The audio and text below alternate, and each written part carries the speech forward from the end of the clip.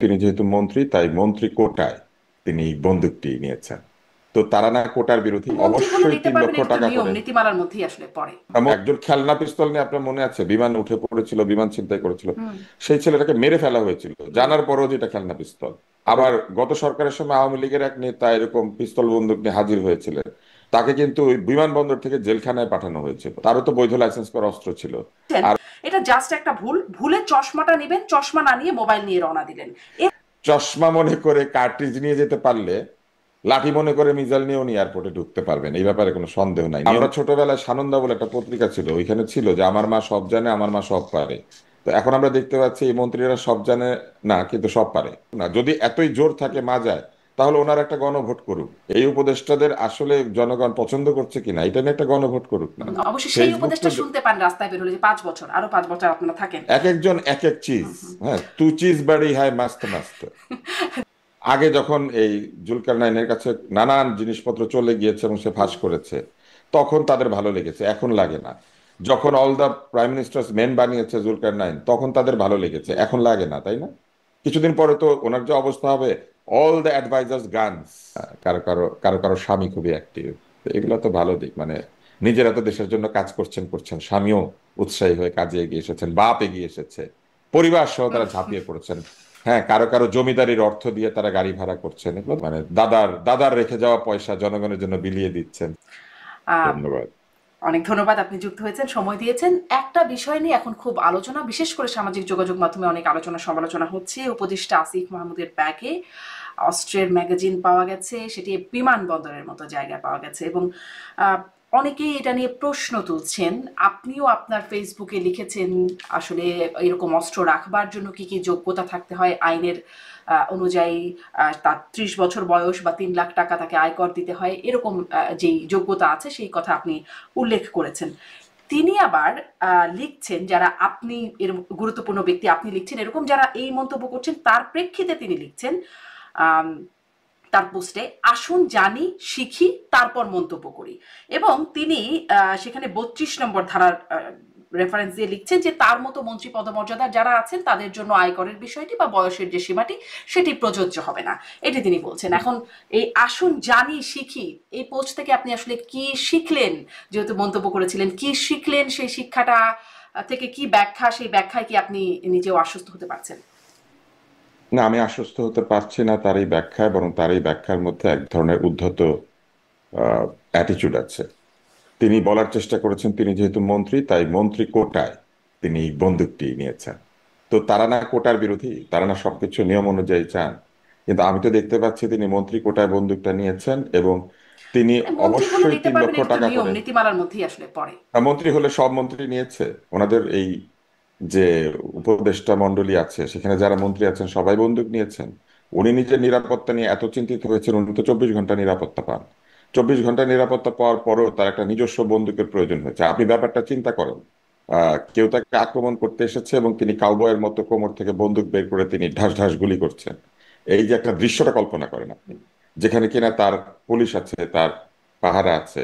হ্যাঁ, কিন্তু তিনি জন ওয়েইনের মতো কিংবা ক্লিন্ট ইস্টউডের মতো তিনি স্নিকার পরে বের হয়ে তিনি এদিকে ওদিকে ধাই ধাই গুলি করছেন। তিনি গুলি করতে শিখেছেন, তার গুলি লক্ষ্যভেদী। তিনি যেদিকে গুলি করবেন সেই দিকে গুলি বিদ্ধ হয়। তিনি কি গুলি করার প্র্যাকটিস করেছেন?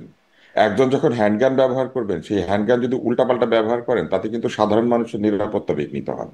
ফলে তার কি গুলি চালনার প্রশিক্ষণ আছে? এটা তো একটা প্রশ্ন। দ্বিতীয় প্রশ্ন হচ্ছে তিনি অবশ্যই 3 লক্ষ টাকা কর দেন নাই, কারণ তার বয়সই তো 25। দেখেন, সাধারণ নাগরিক হলে তিনি পিস্তল তো দূরের কথা, একটা বেতের লাঠি লাইসেন্সও পেতেন না। কিন্তু মন্ত্রী হওয়ার পরে তিনি একটা পিস্তল নিয়ে নিয়েছেন বা একটা বন্দুক নিয়েছেন। কি বন্দুক কি পিস্তল সেটা তিনি অবশ্য বলেন না, আমরা জানি না। কিন্তু এটা যে পিস্তল সেটা বুঝতে পেরেছে, কারণ এটা একটা ম্যাগাজিন বা কার্ট্রিজ আছে। এখন তিনি আবার কি করেছেন, তিনি এতই দায়িত্ব জ্ঞানহীন, তিনি যাকে নিয়ম শেখাচ্ছেন, লেখাপড়া করে আসতে বলেছেন, তিনি নিজে নিয়ম কানুন পড়েন নাই। বিমানবন্দর সহ সেন্সিটিভ এলাকায় এই বন্দুক কিংবা বন্দুকের কোনো অংশ কিংবা গুলি ক্যারি করা নিষেধ। তিনি সেটা বন্দুককে তিনি ব্যাগে করে নিয়ে গিয়েছেন সেই কার্ট্রিজটা। এবং তারপর আবার কি করেছেন, তিনি তার প্রোটোকল অফিসারকে দিয়ে সেটা আবার ফেরত পাঠিয়েছেন। শর্তে পরিষ্কার বলা আছে এই বন্দুক বা বন্দুকের অংশ বিশেষ অন্য কেউ ক্যারি করতে পারবে না, যে মালিক তিনি ছাড়া। এবং তিনি যখন দেশত্যাগ করবেন বা স্থান ত্যাগ করবেন, তখন এইটা যথাযথ কর্তৃপক্ষের কাছে জমা রেখে যেতে হবে। আর নিজের বাড়িতে রাখলে এটা একটা ভল্টের মধ্যে রাখতে হবে, যে ভল্টটার অ্যাক্সেস তিনি ছাড়া আর কারোর কাছে নাই। তো এই যে নিয়ম কানুনগুলি সেগুলি তিনি পড়েন নাই, তিনি শুধুমাত্র লাইসেন্সের নিয়ম কানুন মন্ত্রী হলেই পাওয়া যায়। এখন এই যে মন্ত্রী হলে নিয়ম তো অনেক কানুন কিছু গুলো পাওয়া আছে যায়, আমি এই, আপনাকে বলি। হ্যাঁ, আমি আপনাকে বলি, মন্ত্রী হলে অনেক কিছু পাওয়া যায়। মন্ত্রী হলে সেগুন কাঠের লাইসেন্স পাওয়া যায়, মন্ত্রী হলে আহ বিভিন্ন জায়গাতে অ্যাক্সেস পাওয়া যায়, বিভিন্ন জায়গাতে নানান ধরনের সুবিধা পাওয়া যায়। উনি সব সুবিধা নিতে শুরু করেছেন। কয়দিনের মন্ত্রী উনি? উনি কি নির্বাচিত? এই যেই উপদেষ্টা, উনি কি নির্বাচন করে এসেছেন? ওনার মেয়াদ কি 5 বছরের? 1 বছর, 1.5 বছর বা 6 মাস পরে যখন তার মন্ত্রিত্ব থাকবে না, তখনও তিনি বন্দুকটা নিয়ে ঘুরে বেড়াবেন, এবং আমরা একজন সশস্ত্র ব্যক্তি ঢাকা শহরে ঘুরে বেড়াবে কারণ 7 দিনের জন্য মন্ত্রী হয়েছিল আলী হোসেন বাদশাহ? এগুলা বললে হবে? বিপ্লবের নাম দিয়ে ব্যক্তিগত সুবিধাদি গ্রহণ করা, নিজেকে সশস্ত্র করা, এগুলি কোথায় লেখা আছে? রেজওয়ানা বন্দুক নিয়েছেন, আসিফ নজরুল বন্দুক নিয়েছেন। আমরা তো জানি না আসলে আসিফ মাহমুদ যে নিয়েছিলেন এই ভুল বশত যদি ধরা না পড়তেন তাহলে তো আমরা জানতাম না যে আসলে নিয়েছেন কিনা। হ্যাঁ, এবং একটু তিনি আসলে প্রশ্নটা এখানেই করি। তিনি আসলে বন্দুক কিভাবে ক্যারি করতে হয় সেই নিয়ম কানুনই জানেন না। উনি আরেকজনকে পরামর্শ দেন, লেখাপড়া করে আসেন। ওনার লেখাপড়াটা শেষ করা উচিত। ওনার নিজের লেখাপড়া শেষ হয়েছে?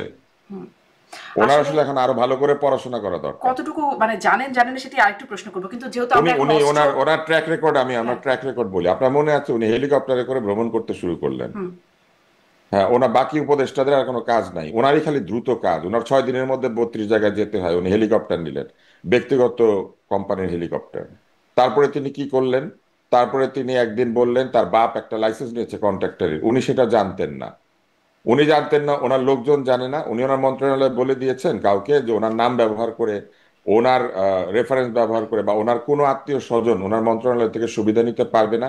এই নির্দেশটা উনি দিয়েছেন, উনি কিন্তু দেন নাই। এটা দিলে পরে এই লাইসেন্স কি করে ইস্যু হয়েছিল, তাই না? তারপর উনি একটা সাক্ষাৎকার দিয়ে বলেছিলেন যে যদি সরকারের পতন না হতো, গত সরকারের, তাহলে ওনারা সশস্ত্র হয়ে যাইতেন। জি, এই সশস্ত্র হওয়ার অস্ত্র ওনারা কোথা থেকে পেতেন?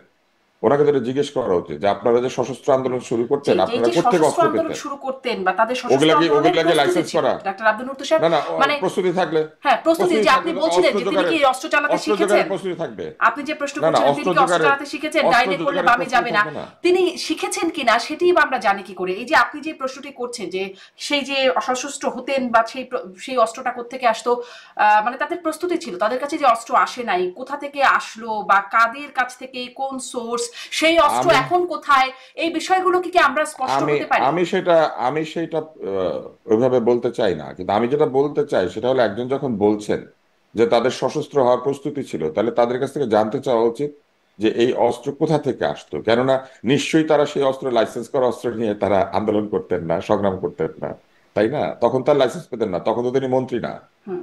তাই না? তো ওই সময় তারা যে সশস্ত্র হতেন, কি দিয়ে সশস্ত্র হতেন, সেগুলোর কোনো জবাব উনি দেন নাই। এরকম উনি বিভিন্ন সময় বিভিন্ন কাজ করেছেন। এই সম্প্রতি তিনি বন্দুক নিয়ে আমরা ধরা কি আসলে পড়েছেন। এই জবাবটাও পাবো যে তিনি আসলে, এখনো আমরা জানি না, আপনিও বলছিলেন যে কোন তার অস্ত্রের ধরনটা আসলে কি খুব সুস্পষ্ট হয় নাই, তিনি কবে লাইসেন্স পেলেন, মানে এই আপনি বিষয়গুলো। আপনি এইটা আপনি এইটা কখনো দেখেছেন যে এই এই ধরনের অফেন্সের পরে কাউকে ছেড়ে দেয়? হুম, একজন খেলনা পিস্তল নিয়ে, আপনার মনে আছে, বিমান উঠে পড়েছিল, বিমান ছিনতাই করেছিল, হুম, সেই ছেলেটাকে মেরে ফেলা হয়েছিল হুম, জানার পরেও যেটা খেলনা পিস্তল। আপনার মনে আছে? মনে আছে। হ্যাঁ, কোন এক নায়িকার হুম, প্রেমে অন্ধ হয়ে সে হ্যাঁ, প্লেনে উঠে পড়েছিল, আপনার মনে আছে? যে একদমই সে মনে একটা আছে আমরা, খেলনা পিস্তল হ্যাঁ, নিয়ে উঠেছিল, হ্যাঁ। হুম, একটা খেলনা পিস্তল নিয়ে বিমানবন্দরে গেলে তাকে মেরে ফেলে। আবার গত সরকারের সময় আওয়ামী লীগের এক নেতা এরকম পিস্তল বন্দুক নিয়ে হাজির হয়েছিলেন, তাকে কিন্তু ওই বিমানবন্দর থেকে জেলখানায় পাঠানো হয়েছিল। হুম। তারও তো বৈধ লাইসেন্স করা অস্ত্র ছিল। আর উনি মন্ত্রী হয়েছেন বলে উনি ওনার প্রোটোকল অফিসারের কাছে ম্যাগজিন দিয়ে চলে গিয়েছেন? এটা তো হতে পারে না। একজন মানুষ, আহ, উনি নিজে, মানে নিজেরই ওনার আইন কানুন ভালো করে জানা নাই আসলে। এখন সেই আইনেই বলছে, মানে এই ঘটনার সূত্রে আমরাও সবাই অস্ত্র আইন সম্পর্কে একটু জানছি, নীতিমালাগুলো সম্পর্কে জানছি, যেহেতু তিনি আমাদের শেখাচ্ছেন ওখানিকটা। তো এইখানেই বলা আছে যে এই নীতিমালা ভঙ্গ করলে লাইসেন্স বাতিল হবে। সেই নীতিমালার যে একটা ভঙ্গ, যে যেহেতু তিনি প্রোটোকল অফিসারের কাছে দিয়ে চলে গেলেন ওই সেফ কিপিং বা থানা বা মালখানা, যেখানে যেখানে যা রাখার কথা সেখানে না রেখে, এই জন্য কি ধারণা করেন যে অভিজ্ঞতা এই সরকারকে দেখার, লাইসেন্স কি বাতিল হবে? কারণ বাতিল হবার মতো কাজ করেছেন আইন, তা বলছে। এইটা আমি জানি না, এটা তো তারা বলতে পারবে, কিন্তু আমার মনে হয় না বাতিল হবে, কারণ স্বরাষ্ট্র উপদেষ্টা এসে হুম, তার জন্য সাফাই দিয়েছেন। এবং তিনি বলেছেন একটা সাংবাদিকদেরকে যে এটা ভুল। উনি কি করে জানেন ভুল? তদন্ত করা হয়েছে। এই স্বরাষ্ট্র উপদেষ্টা আরেকজন এরকম, এবং উনি আবোল তাবোল কথা বলেই চলেছেন। এবং ভুল, আমি একটু পুরো ওনার লাইনটা বলি, লাইনটা খুব ইন্টারেস্টিং। তিনি বলছেন এটা জাস্ট একটা ভুল, ভুলে চশমাটা নেবেন, চশমা না নিয়ে মোবাইল নিয়ে রওনা দিলেন, এরকম একটা ভুল আর কি, চশমার বদলে মানে ওনার কাছে চশমা মোবাইলের মতো ওনার ভুল কাছে অস্ত্র নিয়ে চশমার চলবে। চশমার পিস্তলের কার্টিজকে একই রকম মনে হয়। ওনার সামনে দিয়ে আমরা কেউ যদি এখন একটা পিস্তলের কার্টিজ নিয়ে ঘুরি, উনি সেটাকে ভুল করে চশমার বদলে নিয়ে এসেছে এটা ভাববেন? এই লোকটার আসলে আমার মনে হয় যে ভালো করে অ্যাসেসমেন্ট করা উচিত। এই ভদ্রলোক কি বলেন আর কি বলেন না, তার কোনো ঠিক ঠিকানা নেই। এই মানে এই যে ঠিক ঠিকানা নাই, এর জন্য একটা সময় স্বরাষ্ট্র উপদেষ্টার পদত্যাগও দাবি করা হলো। মানে কি, কোন সক্ষমতায় তিনি কারা আসলে, দাবি বা করেছিল আপনার মনে যোগ্যতার আছে? জায়গাটাও যদি একটু জিজ্ঞাসা করে আপনাদের এই বিষয়, এই কারণ আমি কারা কয়েকটা দাবি ঘটনা করেছিল একটু তার রেফারেন্স পদত্যাগ? আকারে বলি, না, একটু না, বলি। কারা তার দাবি করেছিল আপনার মনে আছে? কারা দাবি করেছিল পদত্যাগ? জি, জি, আমরা দেখেছি, কারা? আমরা দেখেছি তখন হ্যাঁ, ছাত্ররাই দাবি করেছিল তার পদত্যাগের জন্য। হ্যাঁ, মানে যারা তাদেরকে ক্ষমতায় বসিয়ে তারাই তার পদত্যাগ দাবি করেছিল, কিন্তু হয় নাই। মানে এদের অবস্থাটা বুঝতে পেরেছেন? একবার কেউ চেয়ারে বসলে এরা নিজেরাই তাকে সরাতে পারে না। না, কিন্তু তিনি যে এই মানে পারে না কেন, মানে তিনি আসলে কোন যোগ্যতার বলে আছেন? তিনি খুবই ভালো মানুষ, তার কথাবার্তা খুবই বিনয়, কিন্তু ধরেন এখানে তাকে তিনি বললেন যে আসলে এই চশমার বদলে মোবাইলের মতো, চশমা মোবাইলের মতো বিষয় আর কি, অস্ত্র নিয়ে চলে আসছেন। আহ, এবং তাকে যখন সেই আইনের ধারার কথা জিজ্ঞাসা করা হলো যে যোগ্যতার জায়গা, 3 লাখ টাকা কর দেয়া বা বয়সের যে সীমাটা, তিনি বলছেন তিনি এই আইন সম্পর্কে জানেন না। আচ্ছা, নাই জানতে পারেন, সব আইন সবার সবসময় জানবার কথা না। ধরেন মনে পড়লো সাথে সাথে তখন আমার জাতীয় পার্টির অফিসে যখন আগুন দেওয়া হলো, হামলা করা হলো পুলিশ সেনাবাহিনীর উপস্থিতিতে, তখনও যখন তাকে তার পর দিন বা দুদিন পরে হয়তো জিজ্ঞাসা করা হলো, তিনি বললেন এই ঘটনাটা সম্পর্কে তিনি জানেনই না, তিনি স্বরাষ্ট্র উপদেষ্টা। সাবেক রাষ্ট্রপতি দেশ ছেড়ে চলে যাওয়ার পরে বলেন এই ঘটনাটা কিভাবে ঘটলো তিনি জানেন না, শাস্তি আহ, নিশ্চিত করবেন, দিতে না পারলে তিনি নিজেই পদত্যাগ করবেন। যা পদত্যাগ তো করলেন না, কিন্তু আমার প্রশ্নটা হচ্ছে বড় বড় ঘটনা বা গুরুত্বপূর্ণ ঘটনা ঘটে যান, তিনি আসলে জানেনই না কেন? না, সবকিছু যে তার জানতে হবে এমন কোনো কথা নেই, এগুলো তো তাহলে তার জানার মন্ত্রণালয়। মানে তার জুরিসডিকশন। না, না, না, সবকিছু মন্ত্রণালয় তাকে জানাতে হবে এমনও কোনো কথা নাই। মন্ত্রণালয়ের বিভিন্ন ডিপার্টমেন্ট আছে, তারা নিয়মের মধ্যে কাজ করবে। সবকিছু যদি তার মৌখিক নির্দেশ এবং তার অবধানতায় হতে হয়, মানে তিনি জানবেন সব, এটা ধারণা করা ঠিক না, বরং না জানাটাই হচ্ছে বেটার ম্যানেজমেন্ট। কিন্তু প্রবলেমটা হচ্ছে ওনার নিজের যেটা জানা দরকার সেটা উনি জানেন না। যেমন অস্ত্রের আইন উনি জানেন না। উনি এত বছর সামরিক বাহিনীতে কাজ করেছেন। সামরিক বাহিনীর যারা এই লেভেলের অফিসার তাদের অনেকেরই ব্যক্তিগত অস্ত্র থাকে, পার্সোনাল আর্মস থাকে। ধরে নিচ্ছি তার নাই, কিন্তু তিনি একটা বিপদ সংকুল এলাকায় কাজ করেছেন। তিনি কিন্তু পাহাড়ি অঞ্চলে, পার্বত্য অঞ্চলে দীর্ঘদিন ছিলেন। ফলে তিনি অস্ত্রের নিয়ম কানুন, কোনটা বেআইনি কোনটা আইনি, এগুলা জানেন না। এটা বললে বুঝতে হবে যে উনি জানতেন, এখন ভুলে গিয়েছেন। সেটা বয়সের কারণে হতে পারে, অথবা তিনি ইচ্ছাকৃতভাবে আচ্ছা, তিনি বলছেন। জানবেন না, আপনি বলছেন তিনি নাই জানতে পারেন। জাতীয় পার্টির অফিসে এটা পুলিশের দায়িত্ব, পুলিশের বিষয়ক মন্ত্রণালয়ের মন্ত্রী তিনি, উপদেষ্টা তিনি। একদিন আগে সেখানে আগুন দেয়া হলো, পরদিন তিনি জানেন না। তারপরে রাষ্ট্রপতি চলে গেলেন, সাবেক রাষ্ট্রপতি, তিনি বললেন তিনি কিভাবে গেছেন তিনি জানেন না।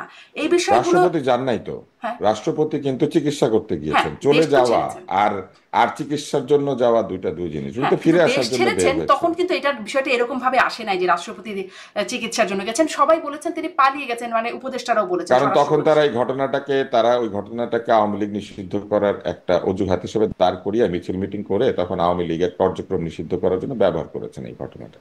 আচ্ছা। এই জন্যই তারা বলেছেন জানেন না, এবং অন্যান্য জিনিসপত্র বলেছেন। এইটা হচ্ছে আসলে কি হয় জানেন, আমাদের মতো যারা সাধারণ নাগরিক আমরা এই ভাওতাগুলা বুঝি তো। আমাদেরও তো বয়স হয়েছে, আমরাও তো আর এখন ওই তরুণ না, আমাদের বয়স তো 25 না। এবং আমরা তো কর দেই বহু বছর ধরে। ফলে আমরা তো বুঝি যে কি করিলে কি হয়। তো সেখান থেকে আমরা বুঝতে পারি যে এক একটা ঘটনাকে তারা তাদের স্বার্থে ব্যবহার করে। আর তিনি যে অজুহাতটা দিয়েছেন যে মন্ত্রী বলেই পেরেছে, তো আমরা ছোটবেলায় সানন্দা বলে একটা পত্রিকা ছিল, ওইখানে ছিল যে আমার মা সব জানে, আমার মা সব পারে। তো এখন আমরা দেখতে পাচ্ছি এই মন্ত্রীরা সব জানে না, কিন্তু সব পারে। মন্ত্রী বলে তারা নানান কিছু করতে পারে। জি, অনেকটাই দেখছি এরকম নানান কিছু, আরো কি কি ভেলকি পারেন সেই বিষয়ে আসবো, কিন্তু একটু গণমাধ্যমে না, আপনি গণমাধ্যম ব্যক্তিত্ব, গণমাধ্যমের শীর্ষ পদে কাজও করেছেন। গণমাধ্যমে প্রথমে যখন খবরটি আসলো তার কিছুক্ষণ পর সেই খবরটি সরিয়ে নেওয়া হলো, পরে অবশ্য যখন আসিফ মাহমুদ বিষয়টি নিজেই ফেসবুকে দিলেন তারপরে আবার এই খবরগুলো আসলো। তিনি আসিফ মাহমুদ ফেসবুক পোস্টে বলছেন যে তিনি গণমাধ্যম থেকে খবরটি সরানোর জন্য কোনো রকম চাপ প্রয়োগ করেন নাই। কেন গণমাধ্যম থেকে খবরটি সরে গেল তাহলে প্রথমে আর কি? গণমাধ্যম থেকে আমার ধারণা এই খবরটি সরে গিয়েছে সেলফ সেন্সরশিপের কারণে। গণমাধ্যম বিভিন্ন কারণে ভীত এখন। গণমাধ্যম আমার ধারণা যে নিজেরাই ভয় পেয়ে এটা সরিয়ে নিয়েছে। এর কারণও আছে, আপনি নিশ্চয়ই জানেন যে গণমাধ্যমে ঢুকে পড়ে বিভিন্ন সাংবাদিকদের চাকরুচ্যুতি করা, সম্পাদককে সরিয়ে দেওয়া, গণমাধ্যমের মধ্যে ঢুকে আহ, সেই গণমাধ্যমকে নিয়ন্ত্রণ করার চেষ্টা করা, এগুলি তো তারা করেছেন এবং তাদের দলবল করেছে। ফলে গণমাধ্যম সবসময় ভয় থাকে যে তারা প্রথম ব্রেক করতে চায় না। প্রথম ব্রেকিংটা কেন গণমাধ্যম আবার ফেরত এনেছে, এটা ওনার ব্যাখ্যার কারণে না। সায়ের জুলকারনাইন ভিডিও সহ এটাকে যখন ফেসবুকে ছেড়ে দিয়েছে এবং এটা ভাইরাল হতে শুরু করেছে, হুম। তখন গণমাধ্যম চিন্তা করেছে এটা তো সবাই দেখতেই পাচ্ছে, তা আমাদের কি দোষ, আমরা এখন ছেড়ে দিই। তখন গণমাধ্যম এটাকে আবার ছেড়ে দিয়েছে। তাহলে কিন্তু এই যে গণমাধ্যমের যে একটা ঠুটো অবস্থা, গণমাধ্যম যে ল্যাংড়া হয়ে গিয়েছে, এই ল্যাংড়া হয়ে যাওয়াটা গণমাধ্যমের নিজের দোষ। গণমাধ্যম কেন নতি স্বীকার করছেন? গণমাধ্যমকে কেন মাথা নিচু করতে হবে অন্যায় দাবি কিংবা আহ, যে কোনো ধরনের ন্যায়সঙ্গত খবর প্রকাশের ক্ষেত্রে? বরং জনগণের অধিকার হচ্ছে জানা। কেননা যারা ওইখানে অনির্বাচিতভাবে বসে আছেন, তারা বারবার জনগণকে অজুহাত হিসেবে ব্যবহার করছেন যে জনগণ নাকি তাদেরকে ওইখানে চেয়েছে। জনগণ তাদেরকে ওইখানে চেয়েছে, সেটা কি সংখ্যাগরিষ্ঠ জনগণ কিনা এটা তো এখন ভোটের মাধ্যমে প্রমাণ করা উচিত। এবং তাদের যে অবস্থা এখন, আমি তো মনে করি তাদের নিজেদের থাকা উচিত নাকি উচিত না, এটা নিয়ে একটা গণভোট করা উচিত।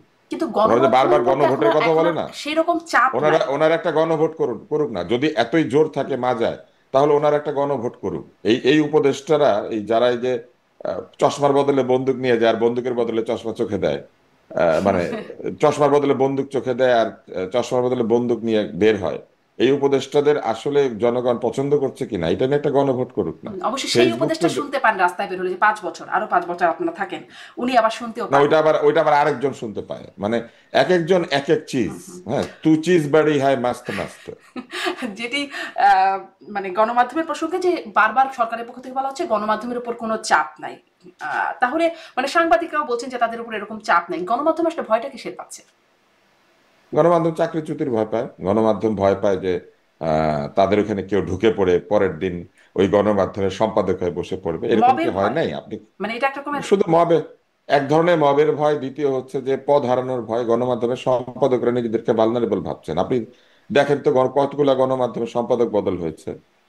হুম। আহ, আমি আমি কখনো দেখি নাই যে রাজনীতির বদল হলে সম্পাদক বদলাইতে শুরু করে। সম্পাদক নিয়ম অনুযায়ী সম্পাদনা করবে। সম্পাদক বদলায় যাদেরকে সম্পাদক হিসেবে দিয়ে দেওয়া হয়েছে তারাও কি খুব যোগ্য? আপনি খোঁজ নেন।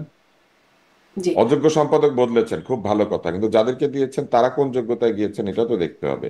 পলিটিক্যাল কোটায় গিয়েছেন, মবের কোটায় গিয়েছেন, পছন্দের কোটায় গিয়েছেন, কোটাই ডাক্তার তো চলছে, কোটা ডাক্তার কিন্তু আব্দুল বদলায় তুষার, নাই তো। আপনি তো বেশ খোলামেলা কোথাও কথা কোটা বলেন। বন্ধ হয় নাই। হ্যাঁ। কোনো একটা কোটা বন্ধ হয়েছে আপনি বলেন যে অমুক কোটাটা বাতিল করা হয়েছে? কোনো কোটা বাতিল করা হয়নি, শুধু মুক্তিযোদ্ধাদের কোটা নিয়ে তাদের আপত্তি আছে। বরং নতুন কিছু কোটা আরো এসেছে কিছু কিছু ক্ষেত্রে, কিছু হ্যাঁ কিছু হ্যাঁ, নয়া নয়া কোটা তারা দিয়েছেন। কোটার সুবিধা আসছে, কিন্তু আহ, এই যে মবের ভয়ের কথা, মানে আপনি বেশ খোলামেলা কথা বলেন, আপনি নিজে কখনো মবের কথা, মানে মবের ভয় মাথায় এসেছে আপনার? সেদিন আমি আমারই অনুষ্ঠানে আবু আলম শহীদ খানকে জিজ্ঞাসা করছিলাম যে আপনি কি ব্যক্তিগতভাবে, মানে আপনিও আওয়ামী লীগের সরকারের সময় সচিব ছিলেন, কখনো মবের ভয় পান কিনা? তিনি বলছেন হ্যাঁ, তিনি নিজেই মবের ভয় পান। আপনার কাছে ওই প্রশ্নটা জিজ্ঞাসা করতে ইচ্ছা করলো, আপনি আপনার কি? মনে হয় আমি ভয় পাই? আপনার আমার কথা শুনে আপনার মনে হয় আমি ভয় পাই? সেটাই বলছি, খোলামেলা কথা বলেন, কিন্তু কখনো কি মাথায় এটা মনে হয় যে মব আসলে আপনাকেও আক্রমণ করতে পারে? এটা কি মনে হয় কখনো? হ্যাঁ, এটা আমার সামনে এসে দাঁড়ালে তারা টের পাবে। আপনার কাছে তো আর আসিফ মাহমুদের মতো পিস্তল নাই, টের পাবে কিভাবে? পিস্তল দরকার হয় না। মানুষের মানুষ যে, যাকে মানুষ ভালোবাসে, তার তো এই লাঠি দরকার হয় না। মানুষের ভালোবাসা হারিয়েছে বলে লাঠি হাতে ঘুরছে। আচ্ছা, এই মানে গণমাধ্যমের ভূমিকা নিয়ে একটু বলি যে এই ভাইরাল হওয়ার ঘটনা বা গণমাধ্যমে যে আসলো বা সামাজিক যোগাযোগ মাধ্যমে, এটিকে তিনি, আসিফ মাহমুদ, জাতীয় নিরাপত্তার জন্য প্রশ্ন, মানে এটি এই ঘটনাকে বলছেন, তিনি লিখছেন কোট আনকোট, এটা বুঝতে পারলাম যে পিস্তল কেন, মিসাইল সঙ্গে রাখলেও আমি আপনি কেউই নিরাপদ নই। যেভাবে মুহূর্তের মধ্যেই দেশের প্রধান ইন্টারন্যাশনাল এয়ারপোর্টের সিসিটিভি ফুটেজ এজেন্সির মাধ্যমে বিদেশে অবস্থানরত কারো হাতে পৌঁছে গেল, তার রীতিমতো ভয়ঙ্কর। অনেকগুলো প্রশ্ন, মানে আমি আপনি, মানে আমাদেরকেও ওনার কাতারে কিভাবে নিলেন, ওনার, এক। দুই, শোনেন, এজেন্সির মাধ্যমে হ্যাঁ, কোন এজেন্সিকে তিনি মিন করলেন যে শোনেন, বিদেশে পাঠানোর, এবং তার কাছে এত ভয়ঙ্কর মনে হচ্ছে কেন, মানে ভাইরাল হওয়াটা? হুইসেল ব্লোয়ার সাংবাদিক তো এই কাজ করতেই পারে। এই উপদেশটা যখন বিদেশে গিয়ে যাদের কোনো ধরনের অথরিটি নাই কিংবা যাদের কোনো ধরনের লিগ্যাল জুরিসডিকশন নাই, এমন লোকদের সাথে দেখা করেছেন না? সুইজারল্যান্ড থেকে ফ্রান্সে যান নাই? তো এরকমই আরেক অ্যাক্টিভিস্টের কাছে যদি ভিডিও পৌঁছে যায় তখন ওনার খারাপ লাগে। অন্যের ভিডিও ওনার ভালো লাগে, নিজেরটা ভালো লাগে না। অন্যের ফোন কল ওনার ভালো লাগে, নিজেরটা ভালো লাগে না। আগে যখন এই জুলকারনাইনের কাছে নানান জিনিসপত্র চলে গিয়েছে এবং সে ফাঁস করেছে, তখন তাদের ভালো লেগেছে, এখন লাগে না। যখন all the prime ministers men বানিয়েছে জুলকারনাইন, তখন তাদের ভালো লেগেছে, এখন লাগে না, তাই না? কিছুদিন পরে তো ওনার যে অবস্থা হবে, অল দ্য অ্যাডভাইজার্স গানস, এই নামে একটা এসে যেতে পারে কিন্তু। ওনার কয়টা বন্দুক এটা উনি ঘোষণা দিয়েছে? ওনার ছোটটার কার্ট্রিজ ধরা পড়েছে, বড়টা কোথায় রেখেছে? ওনার তো দুইটা লাইসেন্স পাওয়ার কথা। উনি একটা পাবেন শর্টগানের, কারণ যে কিনা হ্যান্ডগান পায় সে সাথে শর্টগানও পায়। কারণ শর্টগানের জন্য লাগে 1 লাখ আর হ্যান্ডগানের জন্য লাগে হচ্ছে 3 লাখ। তো সেই শর্তে কিন্তু যার হ্যান্ডগান থাকে তার একটা শর্টগানও থাকে। তো সেই শর্টগানটা কোথায় রেখেছেন এটাও তো বলতে হবে। আর মিসাইলের গল্প শোনাচ্ছেন, জীবনে উনি মিসাইল চোখে দেখেছেন? তবে এটা আমি নিশ্চিত যে চশমা মনে করে কার্ট্রিজ নিয়ে যেতে পারলে লাঠি মনে করে মিসাইল নিয়ে উনি এয়ারপোর্টে ঢুকতে পারবেন, এই ব্যাপারে কোনো সন্দেহ নাই। নিয়ম কানুন শিখতে বলেছেন তো অনেক লেখাপড়া করেছেন, ফলে লেখাপড়া করে উনি মন্ত্রী হিসেবে মিসাইল নিয়ে প্লেনে ওঠার চেষ্টা করতে পারেন, অথবা যুদ্ধ বিমানে উঠে পড়তে পারেন। হেলিকপ্টারে চড়েছেন, প্লেনে গিয়েছেন অস্ত্র নিয়ে, বাকি তো আছে শুধু যুদ্ধ বিমান। আচ্ছা, মানে তিনি যে দেখেন নাই মিসাইল, এটাই বা আমরা কিভাবে নিশ্চিত হতে পারি? তাই সশস্ত্র। না, মিসাইল আসলে এমন একটা জিনিস, এটা তার ঘরের মধ্যে রাখা যায় না। আপনি যদি মিসাইল দেখে থাকেন তাহলে বুঝবেন এটার যে আকৃতি আমি প্রকৃতি, দেখি, এটা ওনার যে বড় গাড়িটা পেয়েছেন মানে ওটার মধ্যে আটবে না। সরকারি টিভিতে গাড়িটা দেখেছি, পেয়েছেন ওটার সামনাসামনি মধ্যে এসব আটবে না, দেখার ট্রাকে। সুযোগ সক্ষমতা ট্রাকে কিছুই করে আমার নিয়ে নাই। যেতে হবে। মানে ট্রাকে করে নিয়ে যেতে হবে। মিসাইল লঞ্চ করার জন্য মিসাইল সাইট লাগে, মিসাইল রাখার জন্য মিসাইল সাইলও লাগে। এগুলো মাসুদ রানা পড়লে শেখা যায়। আমি বলবো যে ওনার একটু ভালো করে মাসুদ রানা পড়া উচিত, কারণ উনি তো 007 হয়েছেন, সাথে বন্দুক নিয়ে ঘুরেন। জি, আব্দুল মুক্তার স্যার, আপনি জুলকারনাইন স্যারের কথা বলছিলেন। তিনি ফেসবুকে লিখছেন যে মানে তিনি মানে বেশ কিছু গুরুত্বপূর্ণ বা উল্লেখযোগ্য কথা বলছেন। একটা জায়গায় তিনি লিখছেন, সাধারণ নাগরিকদের জীবন সাধারণই থেকে যায়, তারা আঙ্গুল ফুলে কলা গাছ হয়ে যায় না, তারা জীবনে প্রথম সুইজারল্যান্ড গিয়ে আরেকজনের টাকায় ফেন্ডির জ্যাকেট ডিজাইনার ঘড়ি কেনেন না, মন চাইলে দুবাই উড়াল দেয় না, আর মানুষের দেয়া টাকায় দুবাই মলে শপিং করে বেড়ায় না, সাধারণ নাগরিকের কন্ট্রাক্ট ম্যানিপুলেট করে অর্থ লোপাট করেন না, নিষিদ্ধ গোষ্ঠীর লোকের হাতে দেশের গুরুত্বপূর্ণ সংস্থা তুলে দিয়ে তার মাধ্যমে কমিশন খাওয়ার বন্দোবস্ত করেন। এই লাস্ট আমি যে লাইনগুলো পড়ছিলাম তার মধ্যে এই বিষয়ে জানতে চাই যে কোন নিষিদ্ধ গোষ্ঠীর লোকের হাতে কোন এটা আপনি, গুরুত্বপূর্ণ সংস্থা তুলে দিচ্ছেন এবং কারা কমিশন খাচ্ছেন? ওপেন ইনফরমেশন না, কিন্তু ধারণা করতে পারেন কি? শারমিন, এখন আপনি স্বরাষ্ট্র উপদেষ্টার মতো জেনেও বলছেন যে আমি জানি না। এই অভিযোগটা সমস্ত পত্রিকাতে এসেছে। ঢাকা উত্তরের মেয়রকে একদল লোক দাবি করেছেন যে তারা মনে করেন যে ঢাকা উত্তরের মেয়র যেহেতু এর আগে কারাদণ্ড ভোগ করেছেন, কারাভোগ করেছেন হিজবুত তাহরিরের সদস্য হিসেবে, তাই তারা তাকে এই এই গোষ্ঠীর সদস্য হিসেবে অনেকে অভিযোগ করেছেন। আমার এই বিষয়ে সত্যাসত্য জানা নাই, কিন্তু অভিযোগটা আমি দেখেছি সব। ফলে আমার ধারণা যে তাকে নিয়ে কথাটা বলা হয়েছে। আর উনি তো তদবিরে নিয়োগ পেয়েছেন। ওনাদের যে একটা বড় কোটা চালু করেছেন ওনারা, সেটা হচ্ছে মন্ত্রীর তদবির, উপদেষ্টার তদবির, সেই তদবির উনি নিয়োগ পেয়েছেন, এটা তো পরিষ্কার। ওই চিঠি তো ফেসবুকে, সোশ্যাল মিডিয়াতে ভাইরাল হয়েছিল। ফলে আমার ধারণা যে জুলকারনাইন এটাই বলেছেন। আর বাকি যেটা, সেটা আমি আপনাকে একটু বলি। এই উপদেষ্টার যে নিজের নির্বাচনী এলাকা বা নিজের যে গ্রামের এলাকা, সেখানে আহ সোশ্যাল প্রতিষ্ঠানগুলো গত 10 মাসে কত টাকা সরকারি অনুদান পেয়েছে, বা সরকারি ফান্ড থেকে বা লোকাল ফান্ড থেকে কি কি অনুদান পেয়েছে, ওনার বাবা কোথায় কোথায় সফর করছেন, এবং ওনার বাবা যখন সফর করেন কয়টা গাড়ি তার সাথে চলে, এইগুলার খোঁজ খবর নেন শারমিন। নিলে আপনারা বুঝতে পারবেন যে কোথায় কন্ট্রাক্ট ম্যানিপুলেশন হচ্ছে, কোথায় সরকারি অর্থ ব্যক্তি স্বার্থে ব্যবহৃত হচ্ছে। এগুলো কিন্তু আহ, তখন এমনিতেই বোঝা যায়। এই উপদেশটা আরো একটা কাজ করেছিলেন, তিনি একবার ধানমন্ডিতে মশা মারা, ডেঙ্গু রোধের জন্য রবীন্দ্র সরোবর যাওয়ার কথা নাকি পরিকল্পনা করেছিলেন। সবাই তখন বলতে শুরু করেছিল যে তিনি ধানমন্ডি এলাকা থেকে ঢাকায় তিনি নির্বাচন করবেন। তো এরকম এই উপদেষ্টাদের সম্পর্কে এক একজনের ব্যাপারে এক একটা শোনা যায়। যেমন আহ, পরিবেশ উপদেষ্টার স্বামী হোমনাতে গিয়ে জনসংযোগ করছেন। ওনার স্বামীর কি কাজ জনসংযোগের? উনি কি রাজনীতি করতেন নাকি? উনি তো গত সরকারের সময় অর্ধগুম হয়ে গিয়েছিলেন। উনি তো উদ্ধার পেয়েছিলেন তখন, যাকে এখন প্রচুর গালিগালাজ করা হচ্ছে, সে নসরুল হামিদের সহায়তায়। নসরুল হামিদ তাকে উদ্ধার করে এনেছিলেন, কারণ রেসিডেন্সিয়াল মডেল স্কুলের ছাত্র তার স্বামী। এবং আমরা যেহেতু রেসিডেন্সিয়ালের ছাত্র, আমাদের নিজেদের যে সার্কেল অরওয়া, সেখানে এটা বেশ মুখরোচক আলোচনা ছিল যে কি করে তিনি উদ্ধার পেল।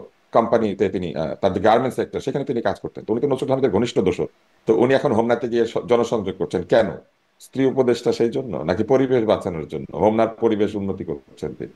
তো এই সব তো প্রশ্ন উঠবেই, এরকম তো আসলে এগুলা তো অনেকের উঠবেই সাথেই, প্রশ্ন। মানে উপদেষ্টাদের সাথে অনেকেরই, আওয়ামী লীগের অনেক বড় বড় নেতার মন্ত্রীদের ভালো সম্পর্ক ছিল, এখন এসে কেমন জানি দোসর আর ভাগাভাগিটা হয়ে গেল। মানে না, সম্পর্ক দুই ধরনের হয়, একটা হচ্ছে ব্যক্তিগত সম্পর্ক আর একটা হচ্ছে কাজের সম্পর্ক। ব্যক্তিগত সম্পর্ক আমাদের অনেকের সাথে থাকে, কারণ ব্যক্তি সম্পর্ক তো আর মানুষ নষ্ট করে না। আমি যে স্কুলে পড়েছি সেই স্কুলে বঙ্গবন্ধুর ছেলে পড়েছেন, সেই স্কুলে জিয়াউর রহমানের ছেলেও পড়েছেন।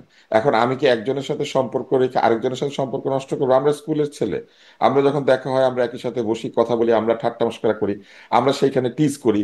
আমরা কোনো কোনো মন্ত্রীকে এরকমও আমাদের বড় ভাইদের বলতে শুনেছি, কিরে বহুত তো কামাইলি, স্কুলে কিছু খরচ কর, মানে এগুলা তো টিজ হয়। তো সেই সম্পর্ককে মানুষ নষ্ট করে।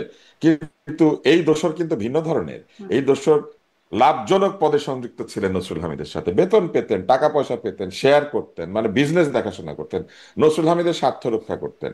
আমরা যারা স্কুলে পড়েছি আমরা তো আর নসরুল হামিদের স্বার্থ রক্ষা করি নাই। ফলে এই উপদেশটা যদি এখন, উপদেষ্টার স্বামী যদি এখন গিয়ে আহ রাজনীতি করার আগ্রহ এরকম মানে প্রকাশ করতে থাকেন, পোস্টারও দেখা গেছে যে তিনি আসলে সংসদ সদস্য হিসেবে তিনি নির্বাচন করতে চান, এরকম পোস্টারও ছাপানো হয়েছে এগুলা দেখলাম। নির্লজ্জতা। এই নির্লজ্জতা, এই এই জিনিসগুলি তাদের যে ইমেজ, সেই ইমেজের ক্ষতি হুম। করছে।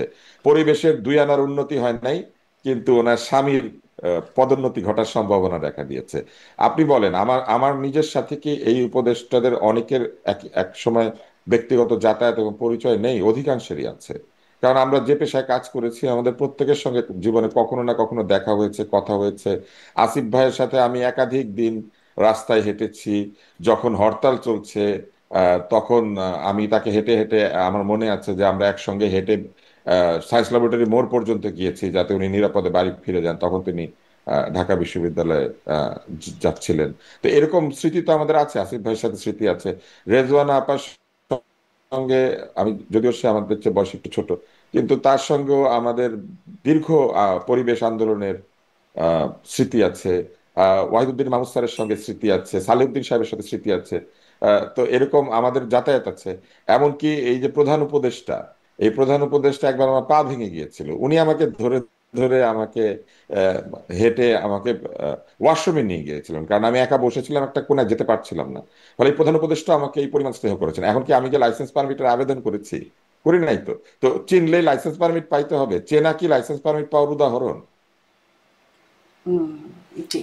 আবার একটু আসি সেই জুলকারনাইন সায়েরের ফেসবুক পোস্টের কথা বলছিলাম। তিনি আরও লিখছেন যে বোঝা যাচ্ছে যে হয়তো তিনি মানে বা বোঝাতে চাচ্ছেন যে আসিফ মাহমুদকে তিনি ইঙ্গিত করছেন। তিনি লিখছেন, তুমি বরং আপাতত ইয়ানাফসি ইয়ানাফসি করো, যা যা করেছো সেসব তো আর সিসিটিভির কাভারেজের মধ্যে করনি।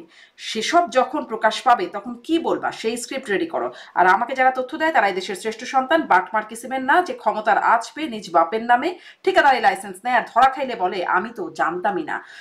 মানে এই যে সিসিটিভির কাভারেজের বাইরে, মানে কথা তো ছিল, প্রধান উপদেষ্টা বলেছেন স্বচ্ছতার কথা, প্রধান উপদেষ্টার প্রেস সচিবও বলেছেন সবকিছু খুব স্বচ্ছতার মধ্য দিয়ে হবে। মানে এত কিছু সিসিটিভির কাভারেজের বাইরে কি ঘটে যাচ্ছে, এবারে আরো অনেক কিছুই আমাদের জানবার কথা ছিল। কি কি চুক্তি হয়েছে সেটি প্রকাশিত হবার কথা ছিল।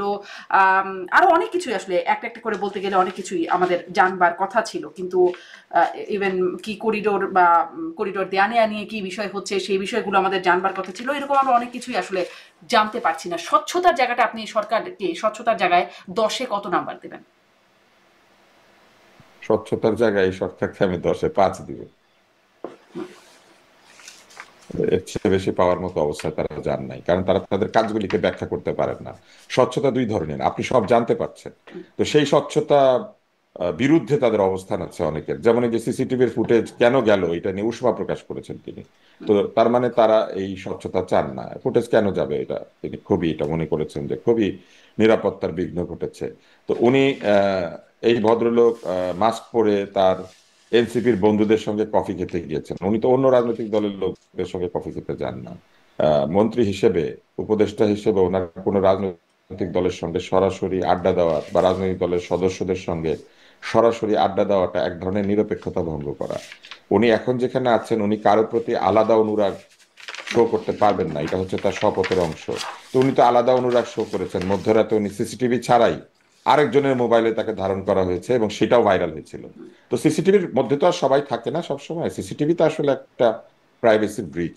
সব জায়গাতে সিসিটিভি থাকলে আপনি দেখবেন যে লিখে রাখতে হয় যে এখানে সিসিটিভি আছে, যাতে মানুষ অনেক কিছু করার আগে সচেতন হয় যে সিসিটিভিতে তার কোনো অড মুহূর্ত, ধরেন তিনি জামা বদলাচ্ছেন, এটা তার কোনো অপরাধ না, কিন্তু সিসিটিভি থাকলে তো সেখানে সেটা চলে যেতে পারে। তো এই জন্য সিসিটিভি যেখানে থাকে সেখানে লিখে রাখতে হয় যে এইখানে সিসিটিভি আছে, যাতে সবাই সতর্ক হয়। তো যেই জায়গাতে সিসিটিভি আছে সেখানে উনি বন্দুক নিয়ে হাঁটা দিলেন কেন, এইটা তাকে আগে বলতে হবে। অন্য সব যাত্রী এরকম বন্দুক নিয়ে হাঁটে সিসিটিভির তলে দিয়া? অবশ্য বলছেন তো এইটা ভুলবশত, তাকে বলতে হবে। ওই চশমার মতো, আহ, চশমা ও- মোবাইলের বদলে উনি নিয়ে ভুল, গেছেন। ভুল তো ওনার আব্বার হয়। ওনার আব্বা ভুল করে লাইসেন্স নিয়ে ফেলে, ভুল করে হেলিকপ্টারে চড়তে শুরু করে, ভুল করে কি বলে এটাকে, সশস্ত্র বিপ্লবের কথা বলে ফেলে কোনো জায়গাতে, ভুল করে সুইজারল্যান্ড থেকে ফ্রান্স চলে যায়, ভুল করে বন্দুক নিয়ে আহ, ইয়ের ভেতর দিয়ে হাঁটা দেয়, কেপিআই ভিআইপি টার্মিনালের ভেতর দিয়ে হাঁটা দেয় বন্দুকের অংশ বিশেষ সাথে করে।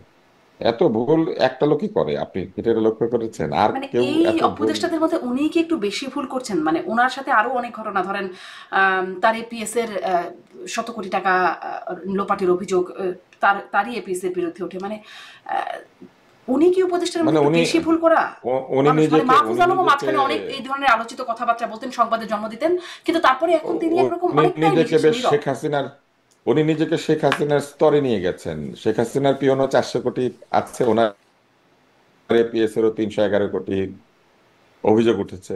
তো উনি প্রায় সেই লেভেলে নিজেকে নিয়ে গিয়েছেন। এতবার হেলিকপ্টারে অন্য উপদেষ্টারা কেউ চড়েই নাই, হ্যাঁ তাই না? আর মিসাইল তো হ্যাঁ, উনি বলেছেন, বা এতবার হেলিকপ্টার ধরেও তো মনে হয় না যে অন্য উপদেষ্টারা দেখেছেন এই সরকারে, উনি যতবার হেলিকপ্টারে চড়েছেন। তো উনি একটু ওনার কেটসের নাম দিয়েছে Zulkar nine, Fendi. Fendi Keats নাকি উনি পড়েন আর কি। তো এই তো আর কি। জি, মানে ওনার ওনার 2 বছর আগের, 1 বছর আগের ছবিগুলা দেখলে বোঝা যাবে যে এটাই আফেন্দি, এটাই আরেকটু সুন্দর। আফেন্দি আফেন্দি তখন ফেন্ডি পড়তেন কিনা। আফেন্দি কি জানেন তো না, টার্কিশরা আফেন্দি মানে হচ্ছে ফ্রেন্ড আর কি। আচ্ছা, তো আফেন্দি কি তখন ফেন্ডি পড়তেন কিনা, এইটা আহ, এই দুই মানে বছর কোন আগের ব্র্যান্ডের ছবি পরেন আছে। অত তো বুঝতে পারি না, কিন্তু বোঝা যায় যে তার পোশাক আশাক বা সার্বিকভাবেই তার একটা খুবই মানে যারা যারা জুতা হাতে রাস্তায় ঘুরে বেড়ায় তাদের তো জুতার ব্র্যান্ড জানতে হবে, তাই না? এরা তো জুতা হাতে ঘুরে বেড়ায়, এদের তো সব জুতা চিনতে হবে। বেশি দামি জুতা ঝুলাই দিলে তো লস। ওগুলো আবার ওনারা বাটার দোকান থেকে চুরি করে। মানে আমার আমার কথায় আপনার হাসি পাবে, আমি আসলে ইচ্ছা করে এইভাবে কথা বলছি আসলে। একটা জায়গা থেকে মানুষ এতটা হতাশ হয়, জুলাই মাস আবার ফিরে এসেছে, আর আমরা এইগুলা দেখতে পাচ্ছি। এই জন্য মুগ্ধ প্রাণ দিয়েছিল, এই জন্য আবু সাইদ প্রাণ দিয়েছিল দিবস পাওয়ার জন্য। দিবসের জন্য আবু সাইদ প্রাণ দেয় নাই, একটা বাংলাদেশ, সুন্দর বাংলাদেশের জন্য প্রাণ দিয়েছিল এই ছেলেরা। ফারহান ফায়াজ এই জন্য প্রাণ দিয়েছিল, আমার স্কুলের ছেলে, তাই না? এরা কি এমনি এমনি প্রাণ দিয়েছে? ইয়ামিন এই জন্য প্রাণ দিয়েছে। তো এই এই এই এই মিসাইলের গল্প, বন্দুকের গল্প, কেটসের গল্প, হেলিকপ্টারের গল্প শোনার জন্য? জি, ওনার মানে আরো যারা আছেন উপদেষ্টা হয়েছেন বা ছাত্র উপদেষ্টাও আরো আরো অন্তত দুজন হয়েছেন, ওনার এই বিষয়টা আপনি একটু বলছিলেনই, আরো একটু জানতে চাই যে সাধারণ মানুষের কাছে আপনি কথাও বলেন, তারা আসলে কিভাবে, মানে গণ অভ্যুত্থানের একজন নেতৃত্ব, আপনি বলছিলেন তার আগের ছবি দেখার কথা, সেখান থেকে তার পোশাক আশাকের বিষয়ে কথা বলছিলেন, বা তার যে আচরণ, তার বিরুদ্ধে সমালোচনা যে তিনি খুব অ্যারোগেন্ট, এই জায়গাটিতেও একটা সমালোচনা আছে। প্রথম যখন সমালোচনা শুরু হলো, বিসিবির কর্মকর্তারা সবাই দাঁড়িয়ে তাকে সালাম দিচ্ছেন, তিনি চেয়ারে বসে সালাম নিচ্ছেন এবং পরিচয় শুনছেন, বাবার বয়সী তার সবাই ওখানে উপস্থিত যারা সালাম দিচ্ছিলেন, মানে গাড়ির দরজা না খুলে দিলে তিনি বের হতে পারছেন না, বের হবার জন্য অন্য কাউকে গাড়ির দরজা খুলে দিতে হয়। এই বিষয়গুলো গণ অভ্যুত্থানের ওই সেই ছবি, ছাত্র আসিফ মাহমুদের, সেখান থেকে এইটা মানুষের কাছে আসলে কেমন লাগে? সাধারণ মানুষের সাথে কথা বলে কি কি বোধ করেন? সাধারণ মানুষ গণতান্ত্রিক শাসন চায়। সাধারণ মানুষ ভেবেছিল দীর্ঘ স্বৈরাচারের পরে দ্রুত গণতন্ত্র আসবে। সাধারণ মানুষ তাদের নিজের ক্ষমতাটা ফেরত চেয়েছে। সাধারণ মানুষের তো একটাই ক্ষমতা, ভোট দেওয়া এবং ভোট দিয়ে সরকারকে নির্বাচন করা অথবা সরকারকে চলে যেতে বলা। সাধারণ মানুষ তার যে 5 বছরে একবার ক্ষমতা এক্সারসাইজ করার সুযোগ পায়, সেটাই ফেরত চেয়েছে। ফলে সাধারণ মানুষ বহু কারণে তাদের বিরক্তি প্রকাশ করছে। এবং আপনি দেখবেন যে সাধারণ মানুষ এই গত 10 মাসে কোনো মাস গিয়েছে যেখানে সাধারণ মানুষ তাদের দাবি দাওয়া নিয়ে হাজির হয় নাই? কারণ প্রত্যেকের অধিকার ক্ষুণ্ণ করা হচ্ছে। এই কয়েকদিন আগে এটা তো এই অধিকার ক্ষুণ্ণ তো শুধু এই সময় হচ্ছে না, বরং এই দাবিটা তারা এখন জানাতে পারছে, আগে হয়তো পারে নাই। এই তো ব্যাখ্যা। দাবি জানাতে পারছে, এটা একটা ব্যাখ্যা, কিন্তু এই অধিকার আগে ক্ষুণ্ণ হয়েছে বলেই তো তারা রাস্তায় এসেছিল। নিশ্চয়ই এই জন্য আসে নাই যে রাস্তা থেকে চলে যাওয়ার পরে আবার তাদের অধিকার আগের মতোই ক্ষুণ্ণ হতে থাকবে। তো এই অধিকার আগের অজুহাত দিয়ে যদি ক্ষুণ্ণ করা যায়, তাহলে ওই যে লোকজন বলে যে তাহলে আর তফাৎটা কি থাকলো, আগে যা হচ্ছিল এখনো তাই হচ্ছে। আর যদি আপনি আমাকে জিজ্ঞেস করেন, সাধারণ মানুষের সঙ্গে আমি যখন কথা বলি, তারা নির্বাচন চায়, তারা গণতান্ত্রিক শাসন চায়, তারা অগণতান্ত্রিক ভাবে এই আলী হোসেনের শাসন চায় না, যেখানে তারা কয়েকদিনের জন্য পদে এসে তারা সেটাকে বাড়ানোর চেষ্টা করছেন, নানা ধরনের অজুহাত তৈরি করছেন এবং ক্ষমতার যে প্রদর্শনী করছেন, সেই প্রদর্শনী এবং তাদের যে আইন না মানার প্রবণতা, এগুলো সাধারণ মানুষ ভালো চোখে দেখে না, দেখছে না। যেমন এই সব উপদেষ্টারা অনেকেই মবের বিরুদ্ধে একটা শব্দও বলেন না। তার মানে তারা এমন একটা পরিবেশ তৈরি করছেন যে ভবিষ্যতে তাদের যখন পাহারা থাকবে না, তখন তাদের কেউ কেউ এরকম জুতা হাতে এসে হাজির হবে, সেই পরিবেশ তারা রেখে যেতে চাচ্ছেন এই বাংলাদেশে। আর এই জুতার হাত থেকে বাঁচার জন্য কি তারা আবার বন্দুক জোগাড় করেছেন? মানে আপনি যদি পুরো পরিবেশটা চিন্তা করেন, তাহলে এটা একটা অসুস্থ পরিবেশ। একদিকে তারা আইন না মানতে একদল লোককে উৎসাহ দিচ্ছেন, আরেকদিকে তারা প্রেস সচিব নিজেরা। অবশ্য মব বলেন না, বলছেন এটি প্রেশার গ্রুপ। উনি তো প্রেস সচিব থেকে প্রথমে হয়েছিলেন চৌবাচ্চা সচিব, উনি অর্থনীতির একটা দিয়েছিলেন, তারপরে হয়েছিলেন ডাস্টবিন সচিব, এখন হয়েছেন প্রেসার সচিব। উনি মব কি আর প্রেসার গ্রুপ কি এটার পার্থক্য বুঝেন না, এইটা আমরা বলতে পারি না। কারণ যিনি ইউরোপের প্রতিষ্ঠানে চাকরি করেছেন দীর্ঘদিন, যার লেখাপড়া আছে বাংলাদেশের প্রাইভেট বিশ্ববিদ্যালয়ে, সেই লোক যদি এখন বলে যে কোনটা মব আর কোনটা প্রেসার গ্রুপ উনি বুঝেন না, তাহলে ওনার উচিত গিয়ে গ্রিন পিস কি, তারপরে ডক্টরস সান্স ফ্রন্টিয়ার্স কি, তারপরে এই যে সাংবাদিক উইদাউট বর্ডার্স মানে জার্নালিস্ট উইদাউট বর্ডার্স সেটা কি, তারপরে IPPNW কি, international physicians for prevention of nuclear war কি, গ্রেটা থুনবার্গ কি করে, এমনকি ওনাদের উপদেষ্টা পরিষদে ব্রতি কি, অধিকার কি, বেলা কি, তাই না? এগুলো ওনার একটু। তারপরে যে আম, আবরার সাহেবের একটা শিক্ষা বিষয়ক এনজিও আছে, তো এগুলা কি প্রেশার গ্রুপ নাকি এগুলো মব? এটা তো ওনাকে বলতে হবে। কারণ যাহা মব তাহা যদি প্রেশার গ্রুপ হয়, তাহলে যাহা প্রেশার গ্রুপ তাহা মব। তাহলে ব্রতি কি মব? হ্যাঁ, গ্রেটা থুনবার্গ কি মবের লিডার? এই লোকটার আমার মনে হয় যে প্রথমেই উনি জিহ্বা দিয়ে উনি বিগত সরকারের নেতাদের সমান হতে পেরেছেন। কারণ ওবায়দুল কাদেরের জিহ্বা যেমন এদিক ওদিক চলে, মানে কোনো লাগাম নাই, এবং নেত্রীরও বিভিন্ন সময় যে লাগামহীন কথাবার্তা, উনি মোটামুটি ওই লেভেলে নিজেকে উন্নত করতে পেরেছেন। জি। একটু ভোটের পথে আপনি বলছিলেন জনগণ ভোট চায়, সেই ভোট কবে হবে? সেই ভোট ফেব্রুয়ারিতে হবে বলে একটা আলোচনা আছে। লন্ডন বৈঠকের পরে অন্তত এই আলোচনাটা হলো। কিন্তু এই প্রশ্ন আগেও করেছি যে নির্বাচন কবে হবে, তখন একটা ভিন্ন উত্তর নিশ্চয়ই ছিল। এখন উত্তরটা কতটা বদলালো?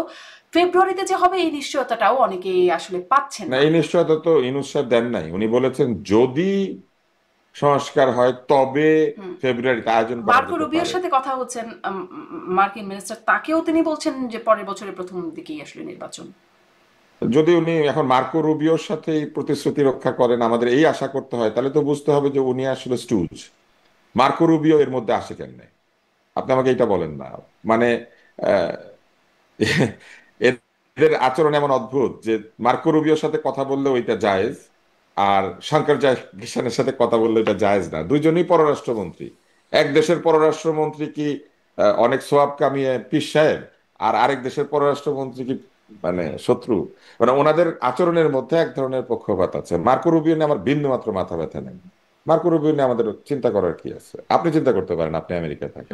না, কিন্তু তিনি এই যে ফেব্রুয়ারিতে নির্বাচন করবেন সেটি আর কি, সেটি আবারও বললেন যে প্রথম দিকে। ফেব্রুয়ারিতে উনি নির্বাচন করবেন এই কথা কিন্তু উনি দেন নাই। আপনি লক্ষ্য করে যদি দেখেন ওই কিন্তু মিটিং আছে এর পরে যদি প্রয়োজনীয় আছে তবে সংস্কার আছে। যদি সম্পন্ন করা যায়। প্রয়োজনীয় আর কোনটারে উনি প্রয়োজনীয় মনে করে, কোনটারে মনে করেন, এগুলোর তো কোনো ব্যাখ্যা নাই।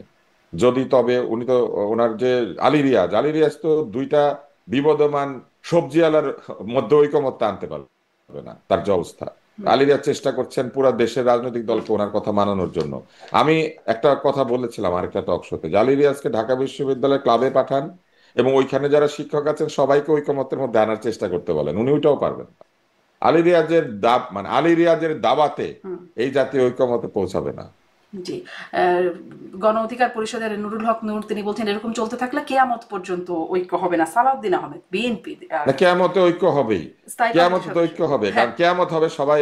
আপনি জানেন নিশ্চয় যে কেয়ামতের আগে পুরো সৃষ্ট জগৎ ধ্বংস হবে। তো ওইখানে কেয়ামতে ঐক্য হবেই, কারণ কেয়ামতের একটা সিঙ্গেল ঐক্য, ইয়া নাফসি ইয়া নাফসি। আহ, মানে কেয়ামত পর্যন্ত, কেয়ামতে হয়ে গেলে হয়তো ঐক্য হয়ে যাবে, কিন্তু কেয়ামতের আগ পর্যন্ত ঐক্য হবে না। তিনি বলছেন, সালাউদ্দিন আহমেদ বলছেন, একটা কবিতা লিখে ফেলার জন্য, হে সংস্কার তোমাকে পাওয়ার জন্য আর কতকাল আলাপ আলোচনা করিবে, খানাপিনা খাইবে সংস্কার করার জন্য। হে সংস্কার, মানে তিনি সংস্কারের কথা বলছেন, সেখানে সেখানে ঐক্যমত্যের কথা। আপনি কি মনে করেন আসলে ঐক্যমত্য বিষয়টা এতই দুরূহ? না হলে কি হবে? কারণ ঐক্যমত্যের ভিত্তিতেই হবার কথা জুলাই চার্টার, সেই চার্টার আবার জুলাই হবে না বলে এনসিপি আলাদা করে ৩রা আগস্ট নিজেরাই করে ফেলবে বলা হচ্ছে। কি আসলে হবে মনে হচ্ছে? যারা ঐকমত্যের কথা বলছেন তারা ঐকমত্যের নামে নিজেদের সিদ্ধান্ত চাপিয়ে দিতে চাইলে সেটা কোনোদিন ঐকমত্য হবে না। এখানে যে রাজনৈতিক দলগুলি গেছে তাদের আলাদা আলাদা এজেন্ডা আছে না, সবকিছুতে একমত হইতে তাইলে সেটা ঐকমত্য? তাদের আপত্তি তারা তো দেবেই। তাদের আলাদা আলাদা এজেন্ডা আছে, আলাদা আলাদা শর্ত আছে, আলাদা আলাদা রাজনৈতিক দৃষ্টিভঙ্গি আছে।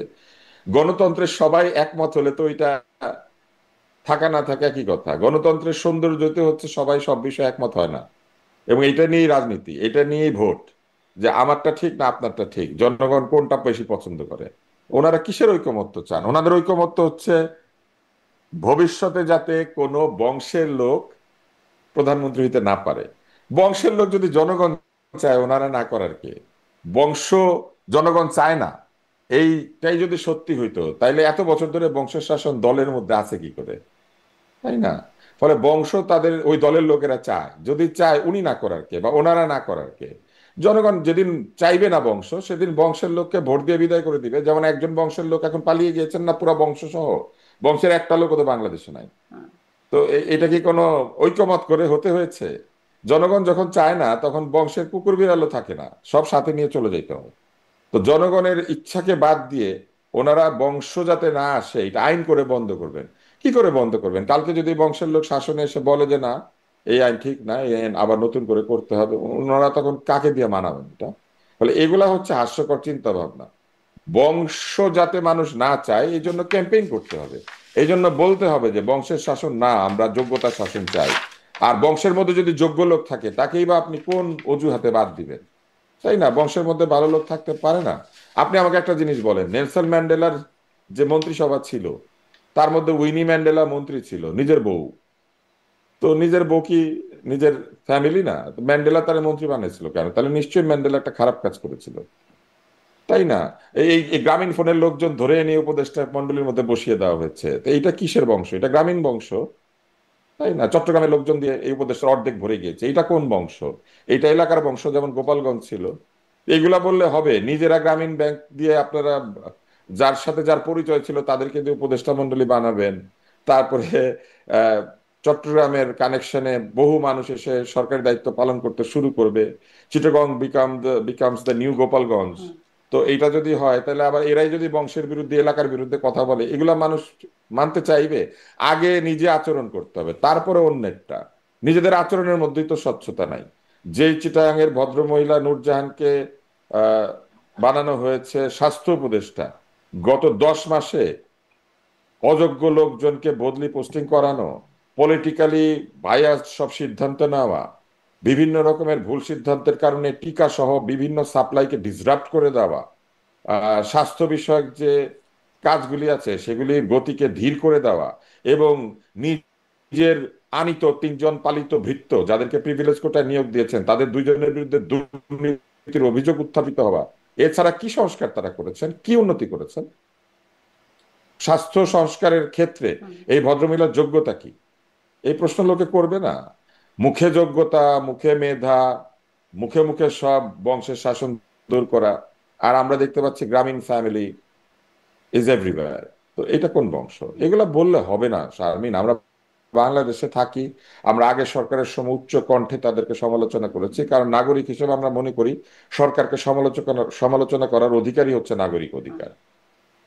তাহলে এই সরকারও যদি ভুল করে আমরা সমালোচনা করবো, আগামী সরকার আসলে আমরা সমালোচনা করবো। জি, নিশ্চয়ই। একদল লোককে বলতে হবে যে আপনারা সরকারের থেকে ঠিক কাজটা করছেন না। যেটা ঠিক কাজ সেটা তো ঠিক কাজই, তাই না? কিন্তু যেটা ঠিক কাজ না সেটাকে একটু বলার একটু এটাও সাহস এবং জানতে সেটা চাইবো যে জুলাই আন্দোলনের সেটা এক বলার বছর যোগ্যতা পূর্তি থাকতে হবে। হচ্ছে, এই সরকারেরও 1 বছর পূর্তি হতে যাচ্ছে সামনে। অনেক সমালোচনার জায়গা দেখলে, মানে আলোচনা হলো ভালো কি এসে এই সময় আর কি এসে এই মানে 1 বছরের কাছাকাছি সময় এসে দেখতে পান। কিন্তু তার আগে দুটো প্রশ্ন রয়ে গেল, যে ওই যে যদি কিন্তু বা প্রয়োজনীয় সংস্কার এই বিষয়গুলো লন্ডনে গিয়েও বলে আসলেন, তাহলে এই প্রশ্নটা আমি প্রায়ই করছি। মানে সেই যদি কিন্তু বা প্রয়োজনের মধ্যে যদি আটকে থাকে, তাহলে বিএনপি এত সন্তুষ্ট হয়ে ফিরলো কেন? বিএনপির উত্তরটা বিএনপি দিতে পারবে। আমি বারবারই দেখছি যে বিএনপি কেন ফিরেছে এই উত্তর আমার কাছে চাওয়া হয়, বা অন্যদের, যেমন জাহাঙ্গীর সাহেব কেন বলেছেন এটা আমার কাছে মানে জানতে চাওয়া হয়। আপনি আমি আসলে এটা রাজনৈতিক বলতে পারবো না। বিশ্লেষণ করেন।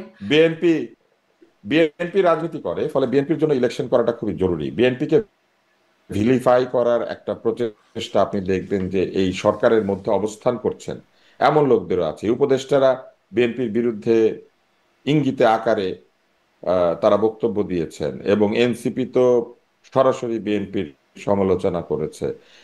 একাধিক জায়গা থেকে বিএনপিকে ভিলিফাই করার চেষ্টা চলেছে। সালাউদ্দিন সাহেবকে বিদেশি সংস্থার এজেন্ট বানিয়ে দেওয়ার চেষ্টা করা হয়েছে। রিজভী সাহেবকে নিয়ে কটূক্তি করা হয়েছে। আব্বাস সাহেবকে নিয়ে কটূক্তি করা হয়েছে। তো এগুলা যখন করা হচ্ছে তখন বিএনপি চিন্তা করেছে, আমার ধারণা, যে নির্বাচনই যেহেতু তাদের মূল লক্ষ্য, নির্বাচন পর্যন্ত তারা ধৈর্য ধরতে চেয়েছে, এবং এই সরকারকে তাদের যে প্রতিশ্রুতি, সেটা প্রতিশ্রুতি পালন করার জন্য যথেষ্ট সময় তারা দিয়েছে। এই বিষয়টিও জনগণকে বোঝাতে চেয়েছে যে আমরা অলমোস্ট 2 বছর সময় দিচ্ছি। এইরকম একটা ধারণা তারা দিতে চেয়েছে বলে বিএনপি এই সরকারকে এক ধরনের বেনিফিট অফ ডাউট এবং এক ধরনের সার্কামস্ট্যান্সিয়াল ট্রাস্ট তাদের উপরে স্থাপন করেছে, যে যেহেতু নির্বাচন দিবে বলেছে, যদি তবে শুদ্ধাও, তাহলে নিশ্চয়ই দিবে। হুম। তো এইটা আসলে আমার নিশ্চয়ই দেবে ধারণা। বলে তবে আস্থা রাখেন? যদি এখান থেকে যদি এখান থেকে সরে যাওয়ার কোনো প্রক্রিয়া শুরু হয়, তাহলে নিশ্চয়ই বিএনপি তখন তার সিদ্ধান্ত পুনর্বিবেচনা করবে বলে আমার ধারণা। এবং শুধু বিএনপি না, যারা এই ঐকমত্যে যাচ্ছেন এদের একটা বিরাট অংশ নির্বাচন চায়।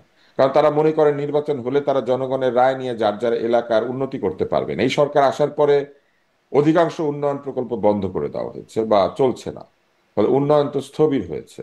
এবং এই যে বলা হচ্ছে যে রিজার্ভ বাড়ছে, রিজার্ভ বাড়ছে, এলসি খোলার জায়গা নাই, ক্যাপিটাল মেশিনারি ইম্পোর্ট হচ্ছে না, শুধু দায় দেনা পরিশোধ করা হচ্ছে। তো এরকম হলে তো রিজার্ভ বাড়বে।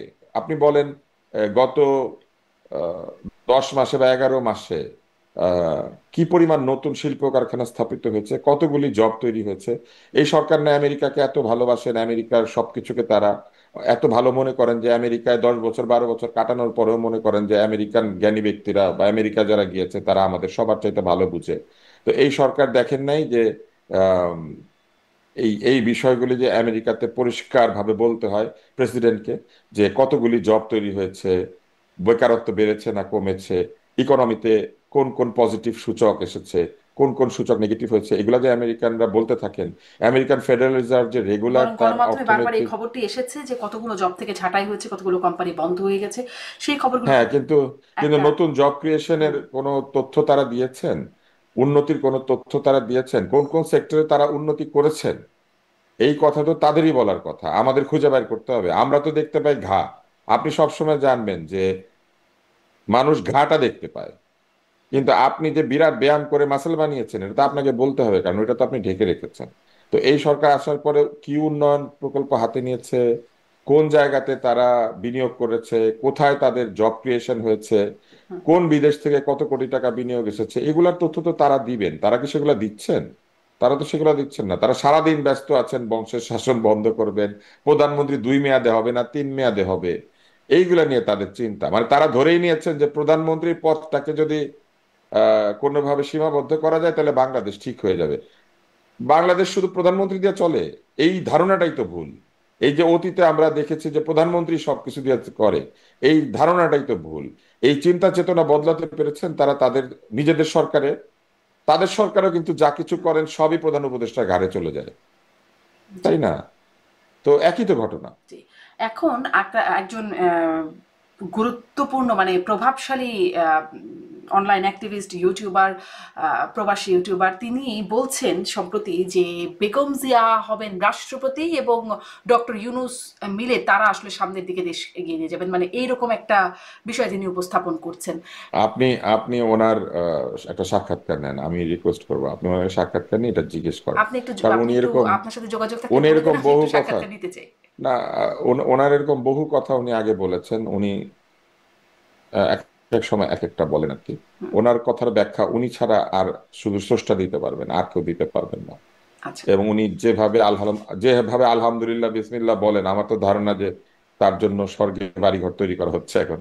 তো এই জন্য যেরকম তাদের অবস্থা, তার উনি নিজেই এটা আসলে বলতে পারবেন, ভালো ব্যাখ্যা দেবেন। I request you to kindly ask him for a exclusive interview দেখেন, where he would explain his activities of past 20 years, তাই না? গত 20 বছরের যে তার কাজকর্ম, এটার ব্যাখ্যা যদি তিনি দেন, সেটা তিনিই দিতে পারেন।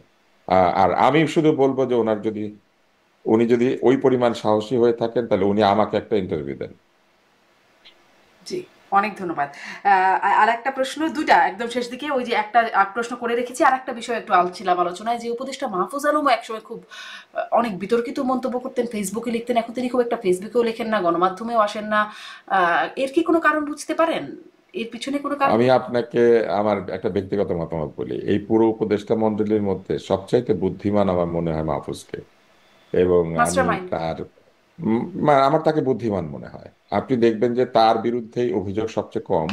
দু একটা কথা সে বলেছে বা তার মতামত সে বলেছে, সেই মতামত সে দিতে পারে, কিন্তু তার বিভিন্ন মতামত বিভিন্ন সময় পরিবর্তিত হয়েছে। সে তার অবস্থান পরিষ্কার করেছে বিভিন্ন জায়গাতে।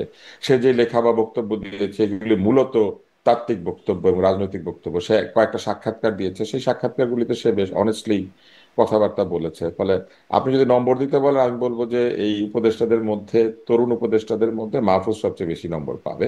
এবং সে এটা বুঝতে পেরেছে যে উপদেষ্টাদের এরকম যখন তখন ফেসবুকে লেখালেখি করা ঠিক না, কারণ তারা সাধারণ নাগরিক না। এবং সে যেহেতু তথ্যের দায়িত্বে গিয়েছে এখন, সেই জন্য আমি মনে করি যে তার আচরণটা গ্রহণযোগ্য। কারণ সে এইসব কথা এখন যত কম বলবে তত ভালো।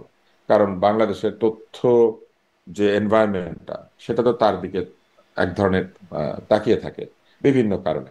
দেয়ারফর আমি বলবো যে মাহফুজই হচ্ছে এই সবচেয়ে বুদ্ধিমান। তার কোনো সিসিটিভি ফুটেজ বের হয় না, সে রাত্রেবেলা মাস্ক পরে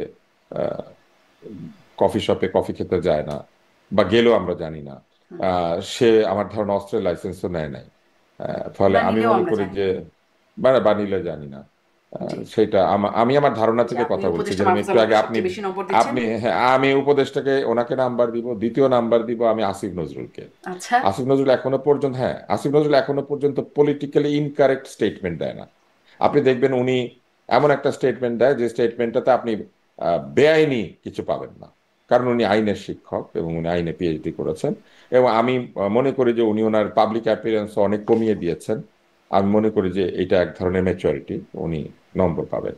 আহ, আর বাকি যারা আছেন সিনিয়র, যেমন সালেউদ্দিন সাহেব কিংবা, এরা তো আসলে দীর্ঘদিনের আমলা, সরকারি কাজ করেছেন, এরা সরকারের সিস্টেম ভালো বুঝেন। আবরার সাহেব, এরা সরকারের সিস্টেম খুব ভালো বুঝেন। ফলে তাদের তো আপনি দেখবেন কোনো ধরনেই তাদের কাজে কর্মে সেই রকম কোনো নিয়মগত ত্রুটি নাই। হুম।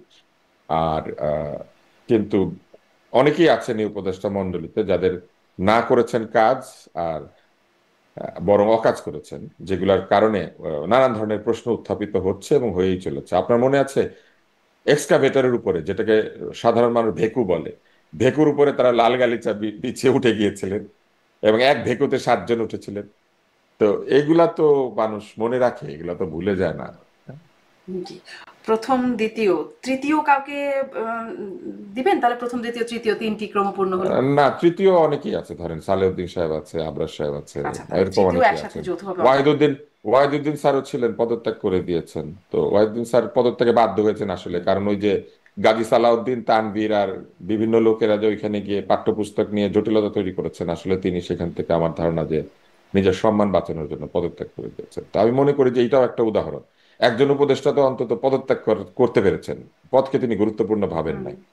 তো এইটা আমার কাছে মনে হচ্ছে এটা একটা ভালো উদাহরণ। ফলে আমি এই জন্য ওয়াহিদুদ্দিন স্যারকে নম্বর দিব। কয়েকজনকে তৃতীয় স্থান। সালাউদ্দিন সাহেবকে দিব, হ্যাঁ, অনেকে তৃতীয় স্থানে তৃতীয় ধরেন স্থান তিন অনেকে আছেন, চারজন প্রথম, থাকবে। আচ্ছা, তবে প্রথম, দ্বিতীয়। একেবারে নিচের দিকে যারা থাকবেন সেইখানে সেখানে প্রথম, দ্বিতীয় কারা? দ্বিতীয়ের দিকে প্রথম হয়েছেন, দ্বিতীয় হয়েছেন? আপনি জানেন তাদেরকে নিয়ে আজকে আপনি কথা বলেছেন। আচ্ছা। আচ্ছা, আমি অন্ততপক্ষে দুজন উপদেষ্টাকে নিয়ে কথা বলেছি, এর বাইরে স্বরাষ্ট্র উপদেষ্টা আসিফ মাহমুদ, মানে। না, আমি নিজে বলেছি, আমি স্বাস্থ্য উপদেষ্টাকে নিয়ে কথা বলেছি। আমি বলি আপনাকে, একটা স্বাস্থ্য উপদেষ্টা একটা স্বাস্থ্য। ডিজি দিতে পারে নাই ঠিক মতো। উনি মবের কাছে নথি স্বীকার করে ডিজি পোস্টে লোক দিয়েছেন। উনি একটা ডিজি ঠিক করেছিলেন রোবেদ আমিনকে, সে রোবেদ আমিনকে উনি ডিজির সিটে বসাইতে পারেন নাই। ওনার এইটুক ক্ষমতা নাই স্বাস্থ্য বিভাগের উপরে, আর উনি স্বাস্থ্য বিভাগ চালাচ্ছে। তো ইনারা হচ্ছেন নিচের দিক তো থেকে প্রথম, দ্বিতীয়, তৃতীয় হবেন। হ্যাঁ, আমি একেবারে সর্বনিম্ন নম্বর দিব স্বাস্থ্য উপদেষ্টাকে। তারপর কারণ সেকেন্ড। উনি একটা স্বাস্থ্য কমিশন বানিয়েছেন, না সেকেন্ড থার্ড আর বলবো না। আচ্ছা। উনি একটা স্বাস্থ্য কমিশন, যেই স্বাস্থ্য কমিশন তারা রিপোর্ট দিয়েছে, সেই স্বাস্থ্য কমিশনের যিনি চেয়ারম্যান, তার নিজের প্রতিষ্ঠানে ব্যক্তিগত দুর্নীতি আছে, এবং তার নিজের প্রতিষ্ঠানে তার ছেলে এবং ছেলের বউ মিলে প্রতিষ্ঠানের সাথে ব্যবসা করে, conflict of interest. City health নামে একটা প্রতিষ্ঠান বানিয়ে তারা বিভিন্ন ঔষধ কোম্পানির সঙ্গে 10 কোটি টাকার বেশি বাকি রেখেছেন, যে বাকি পরিশোধ করেন না। হ্যাঁ, তারা ডায়াবেটিক রোগীদের কাছে বই বিক্রি করেন একটা ন্যাশনাল রেজিস্ট্রি নাম দিয়ে, সেখান থেকে 150 টাকা করে চাঁদা খান। তারা জোরপূর্বক গ্লুকোমিটার গছিয়ে দেন একটা নির্দিষ্ট কোম্পানির, এবং এই প্রতিষ্ঠানটা চালান হচ্ছে তার ছেলে আর ছেলের বউ, এবং তারা কাজ করে বারডেমের সঙ্গে, আর উনি হচ্ছেন বারডেমের চেয়ারম্যান। যে লোক তার নিজের প্রতিষ্ঠানে এই ব্যক্তিগত স্বার্থের দ্বন্দ্ব উপস্থিত রেখে নিজের ছেলে এবং ছেলের বউকে প্রেফারেন্স দেয়, সেই লোক বাংলাদেশের স্বাস্থ্য ঠিক করে দিচ্ছে। এই আসিফ সব মাহমুদের বাবার আমাদের মতো লাইসেন্স ডাক্তারদের হবার কাছে। মতো ঘটনা। আপনার কাছে হ্যাঁ, হ্যাঁ। শেষ শেষ প্রশ্নটা করি যে অনেক রকম সমালোচনা, মানে সরকারের সমালোচনা করতেই হবে, কিন্তু 1 বছরে আপনি সরকারের এই সময় এসে বলার মতো ভালো কি দেখলেন? ওনারা সমালোচনা সহ্য করে অনেকেই, এটা একটা ভালো দিক। আগে সরকার কোনো রকম সমালোচনা শুনতে চাইতো না। ওনাদের মধ্যে একাধিক লোক আছেন যারা সমালোচনা সহ্য করেন, এবং সমালোচনা শুনে যদি সেটা লেজিট সমালোচনা হয় তাহলে শুনে কাজ সেই করেন ব্যাপারে সমালোচনা অ্যাকশনও নেন। হ্যাঁ, হ্যাঁ, ছোট আমলে? ছোট অ্যাকশন নেন। হ্যাঁ, ছোট ছোট অ্যাকশন নেন, যেগুলো তাদের আমি মনে করি যে তারা নিতে পারেন বলে মনে করেন, আছেন এরকম। তো এটা একটা ভালো দিক। দ্বিতীয় ভালো দিক হচ্ছে আহ এরা সবাই শুদ্ধ উচ্চারণে সুন্দরভাবে কথা বলেন, কারণ সব ডক্টরেট, পিএইচডি, শিক্ষক, ভালো ভালো লেখাপড়া জানেন। এদের এদের কারো কারো কেটস ব্র্যান্ডেড, কারো কারো কারো কারো স্বামী খুবই অ্যাক্টিভ। এগুলো তো ভালো দিক, মানে নিজেরা তো দেশের জন্য কাজ করছেন করছেন, স্বামীও উৎসাহী হয়ে কাজে এগিয়ে এসেছেন, বাপ এগিয়ে এসেছে, পরিবার সহ তারা ঝাঁপিয়ে পড়েছেন। হ্যাঁ, কারো কারো জমিদারির অর্থ দিয়ে তারা গাড়ি ভাড়া করছেন। এগুলো তো ভালো দিক, মানে নিজের আহ, ব্যক্তিগত আহ, মানে দাদার দাদার রেখে যাওয়া পয়সা জনগণের জন্য বিলিয়ে দিচ্ছেন। তো এগুলো তো খুব ভালো দিক, আমাদের খুব ভালো লেগেছে। তাই না? তারা যানজট তৈরি করতে হবে সেই জন্য হেলিকপ্টারে যাতায়াত করছেন যাতে যানজট না হয়। তারপরে তারা আহ, এই যে নিরাপত্তার জন্য এত অর্থ খরচ হয়, সেজন্য নিজেই কাউবয়ের মতো ব্যক্তিগত নিরাপত্তা নিজেই দিতে পারছেন। হ্যাঁ, জন ওয়েইন, ক্লিন্ট ইস্টউড, হ্যাঁ, কিংবা এই হালের কিয়ানু রিভস, এরকম একটা ব্যাপার আছে। আপনি জানেন নিশ্চয়ই, কিয়ানু রিভস রেগুলার স্নিকার পরে। কিয়ানু রিভস জুতা পরতে চায় না, সে স্নিকার পরে এবং মেট্রো রেলে উঠে। তো আমাদের ভালোই লাগে যে কিয়ানু রিভসের মতো উপদেষ্টা আছে আমাদের। তো প্রশংসা এগুলো তো করার মতো। অনেক ভালো দিক। হ্যাঁ, খুবই প্রশংসা করার মতো। তারা রাত্রে বন্ধুদের সঙ্গে কফি খেতে যান, তারা খুবই বন্ধু বৎসল। তারপরে তারা তদবিরের মাধ্যমে নিজেদের পরিচিত পেয়ারা বান্দাদেরকে বিভিন্ন জায়গাতে দায়িত্বশীল পদে বসিয়ে দেন, কারণ তারা মনে করেন যে তদবির হচ্ছে সবচেয়ে বড় যোগ্যতা। তারা ব্যক্তিগত ভৃত্য হিসেবে বিভিন্ন জায়গাতে লোকজনকে নিয়ে এসে কাজ করতে দেন যাদের বিরুদ্ধে দুর্নীতির অভিযোগ উত্থাপিত হয়। তারপরে আহ তারপরে আরেকটা কথা বলি, গতকাল 16 জন মিলে মিছিল করেছে, সেইখানে কারো কারো নাম দিয়ে মিছিল হয়েছে। 16-17 জন লোক রাস্তা দিয়ে মিছিল করতে করতে যাচ্ছে। ইনকিলাবের পাশে পাশে ব্যক্তির নামে স্লোগান দেওয়া। ব্যক্তি শাসন চায় না, বংশের শাসন চায় না, কিন্তু ব্যক্তির নামে স্লোগান